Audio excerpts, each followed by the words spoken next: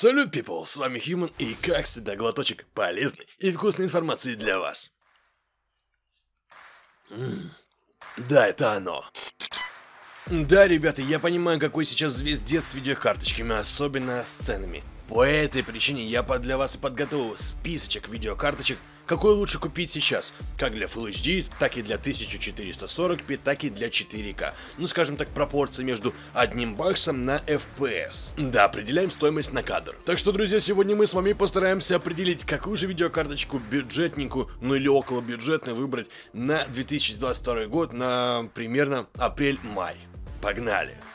Сразу небольшая ремарочка. Само собой, данный материал подготовлен, ну, если вы не планируете брать Ada Lovelace, ну, то есть RTX 4000 серии, или же RX 7000 серии от AMD. Но если планируете, ребят, ну вам придется ждать сентябрь-октябрь в лучшем случае. Да и я полагаю, что как доступность, так и стартовые ценники на те карты будут, ну, не самого лучшего порядка. Тем не менее, всего в состязании у нас примут 17 видеокарт. Самих игровых тестов будет не шибко много, всего там около 5-6 игр, но они подобраны так, чтобы видеокарточку отполировать вдоль и поперек. Так что сегодня мы с вами увидим результаты в Red Dead Redemption 2. Это отличная требовательная игра с сольным проектом. Словно известно, Радуга, она же Rainbow Six Siege, это уже и мультиплеер, считайте. Дальше новейшие сольники в виде Far Cry 6 и третьего Хитмана. Ну и не обойдем стороной и очень требовательный и недавно вышедший Dying Light 2. И само собой, не обойдемся без славноизвестного и требовательного теста от Ларки. Все верно, это Shadow of the Tomb Raider. И забегая наперед, скажу, что средние настройки были выбраны для того, дабы ряд видеокарт стартового уровня, ну, могли показать достойный и вменяемый результат производительности. Само собой, будут тесты в жестких настройках. Сами же тесты, да, происходили в 1080p, 1440p и 4К. Говоря за железо на борту, то у нас была 7-я ряженка Ryzen 5 800X 3D, именно тот центральный процессор, у которого тонна 3D V-Cache. Кстати, если вы вдруг не в курсе, не посмотрели, обзорчик я уж проводил, не проморгайте. Азушечка DDR4 на 3600 МГц и CL16. И да, Resizable Bar был включен. Ценники были собраны примерно 20 апреля, а снимая ролик в начале мая, поэтому скажу вам... Май, да? Март, апрель, май. Все верно. Поэтому я скажу, что в течение 2 недель мы смотрели с вами опять же по тенденции снижения ценников. Они могут быть еще ниже на данном этапе времени. Но опять же, смотря когда вы смотрите. Поэтому опирайтесь, что вот конец апреля, начало мая, это вот актуальность ценовой политики. Если что, перепроверяйте по своим регионам. Как это сделать, поймете дальше. Потому что как там сейчас в июне, допустим, я не знаю. Грубо говоря, просто ценник на видеокарточку разделите на FPS. Вуаля, цена за кадр. Так, короче, хватит трепаться, погнали.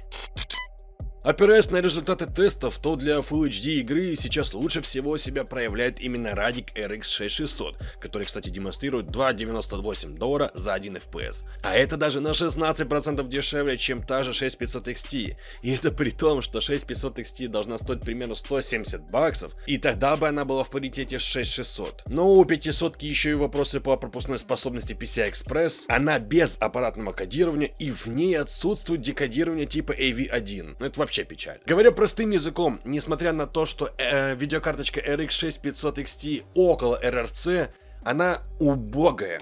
Ребятки, еще раз, RX 6500 XT это убогая видеокарточка от AMD. Выше $150 за нее грех просто отдать. Да блин, по большому счету $100 для нее было бы вот выше крыши. Все, дальше нельзя. Ну а то, что она совсем недавно стоила $270, ну... Я не знаю, ну, видимо, ее кто-то покупал за такую стоимость. Это она столько не стоит, учитывая все, ну, скажем так, недостатки. Не дефекты, а недостатки. И это печально. Но если мы вернемся к RX 6600, то увидим, что она обходит и RTX 3050. И разница составляет аж 26%. Но если говорить за 3050, то по некоторым данным карта может быть дешевле на $10. Тогда разница уже будет в 20%. Но это все равно существенное отличие. Да, я знаю аргумент, но там же лучи и DLSS. И верно, с этим никак не поспоришь. К тому же, смотря на 3060 Ti, то она куда поинтереснее в плане производительности. Но правда, в контексте цены все же история другая. И это всего лишь на $10 больше, чем у RX 6700 XT. И пусть даже, да, разница всего лишь 5%. Но я думаю, вы уже поняли, что в стерильных условиях, ну, красные однозначно молодцы. Но... рейтрейсинг, DLSS никто не отменял. Ну а теперь переходим к результатам тестов 1440p. Но тут сразу бросается в глаза 6700 XT и RTX 3060 Ti, которые я упомянул, в принципе, ранее при тестах Full HD. И отличия у них почти такие же, как и сейчас при разрешении в 1440p, то есть зеленая на 7% подороже. Ну, стоимость за кадр, естественно. И более того, RX 6800 XT предлагает на 5% больше производительности, нежели RTX 3080 на 12 гигабайт видеопамяти. Но, да, это всего 5%, и да, это без учета лучей и DLSS. Но с точки зрения производительности на FPS, то такие карточки, как RX 6800, RTX 3080, 3080 на 12 гиг, 3080 Ti и даже RTX 3090 далеко друг от друга не особо ушли. 3080 Ti здесь очень неплохо трется с 6800 XT. Обе карты набрали средние 157 FPS. Правда, в тех же штатах радик на 24% дешевле, нежели GeForce.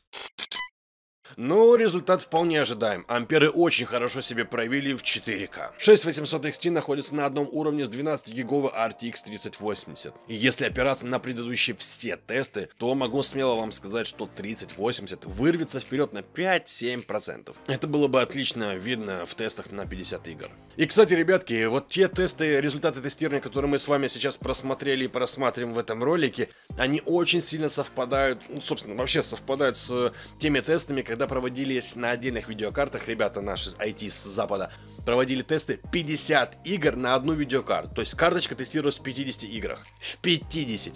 В итоге мы с вами видим полдюжины графических процессоров AMD и Nvidia в диапазоне от 90 до 105 кадров в секунду, включая радик RX 6800 XT, 6900 XT, GeForce RTX 3080, 3080 на 12 гигабайт, 3080 Ti и 3090. При этом самый доступный вариант это оригинальная RTX 3080, которая стоит 1000 баксов, в то время как 6800 XT стоит 920. Это небольшая экономия, но все же это экономия. Но опять же, рейтрейсинг и DLSS. Ну вы поняли. А вот где диапазон уже принимает юмористический вид, то это тогда, когда речь идет о RTX 3090 за $1700 и 3090 Ti за 2000 зеленых. Реальная же битва за high-end сегмент происходит между 6900 XT и 3080 Ti. Обе карты дают одну и ту же производительность, но вот карта от Nvidia ныне, ну все же подороже на 21%. Ну и я вам досыплю, естественно, бонусную информацию, касается ценников в Европе и уже в евро. Это актуально, потому что там есть отличия. Опираясь на данные от Mind Factory, мы с вами видим, что RX 6500 XT, демонстрирует самую низкую стоимость кадра в 210 евро. Но я полагаю, вы уже поняли, что RX 6600 значительно лучше, даже несмотря на то, что стоит она на 86% дороже. И, кстати, обратите внимание, что в Европе RTX 3060 Ti очень вкусно себя чувствует. То есть, как карта среднего сегмента, она является самым разумным выбором. Да, она показывает производительность, как и у 6700 XT, и это еще при том, что у зелени есть что? Правильно, трассировочка и DLSS-очка. DLSS очка. Ну, короче, вы поняли. Но если мы с вами будем вести речь о high-end видеокартах, то та же 6800 XT продается за 950 евро, а ванильная 3080 стоит на 36% дороже и равна 1140 евро. Так что если, ребятки, мы с вами опираемся на данные от Mind Factory, ну, явно для 1440p 6800 XT будет очень и очень хорошо. И даже не 3080 Ti и тем более не 3090. Пардон, не 3080 Ti, а обычная ванильная 3080. Однако, это с поправкой на то, что мы кладем свой большой и толстый джойстик на лучи и DLSS. Ну и FSR, может быть, в каком-то случае. Самое главное, что вы, наверное, должны понять, что, видимо, даже не было запрограммировано, но тем не менее, RX 6500 XT, забудьте о существовании данной видеокарточки. Ну вот если вам не затычка нужна, вот просто забудьте, ее нет, не существует.